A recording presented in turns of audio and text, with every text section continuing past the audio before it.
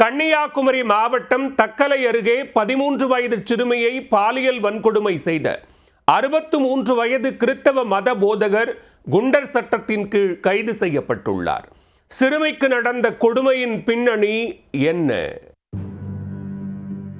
கன்னியாகுமரி மாவட்டம் தக்கலை அருகே செம்பருத்திவிடை பகுதியைச் சேர்ந்தவர் ஜான் ரோஸ். இவர் பெருஞ்சிலம்பு கரும்பாறை பகுதியில் ஜபக்கூட்டம் நடத்தி வருகிறார். இந்த ஜபக்கூட்டத்திற்கு அப்பகுதியைச் சேர்ந்த பலர் வந்து செல்கின்றனர்.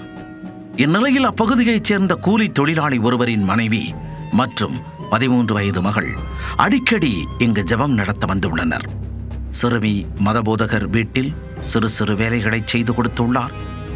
கடவுளுக்கு செய்யும் சேவையாக நினைத்து சிறுமி வேலை பார்த்து வந்த நிலையில் சிறுமியின் உடல்நிலையில் மாற்றங்கள் தெரிய ஆரம்பித்தன.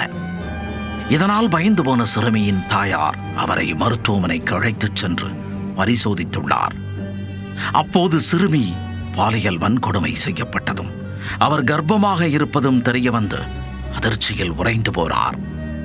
சிறுமியிடம் விசாரித்த போது போதகர் ஜான் ரோஸ் செய்த கொடுமைகள் வெளிச்சத்திற்கு வந்துள்ளன.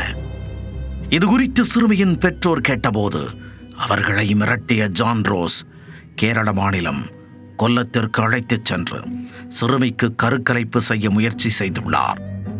ஆனால் சிறுமிக்கு நடந்த கொடுமை குறித்து அவரை பரிசோதித்த மருத்துவர்கள் போலீசாரிடம் தெரிவித்துவிட்டனர். போலீசார் போக்சோவில் வழக்கு பதிந்து போதகரை தேடுவதை அறிந்ததும் ஜான் ரோஸ் உடனே தலைமறைவானார். இந்நிலையில் போலீசார் கோவையில் தலைமறைவாக இருந்த ஜான் ரோஸ், அவரது மனைவி ஜலின் பிரபா, மகன் பிரதீப் ஆகியோரை கைது செய்தனர்.